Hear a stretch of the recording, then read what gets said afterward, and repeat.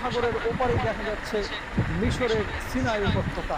দর্শক, আজকে শেখ সাদিকুর রহমান আজহারির কাছ থেকে আমরা এই লোহিত সাগরে ফেরাউনকে যে ডুবানো হয়েছিল সেই ডুবানোর ইতিহাস এবং মুসা আলাইহিস সালাতু ওয়াস সালামের জন্য যে আল্লাহ তাআলা রাস্তা বের করে দিয়েছিলেন সেই ইতিহাস জানবো ইনশাআল্লাহ।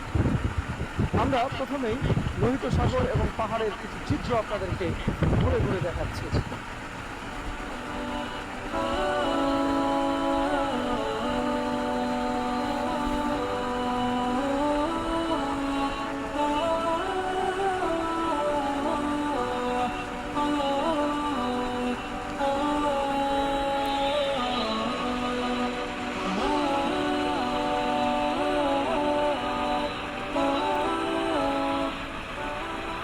প্রিয় দর্শক, আমরা এখন দাঁড়িয়ে আছি লোহিত সাগরের তীরে।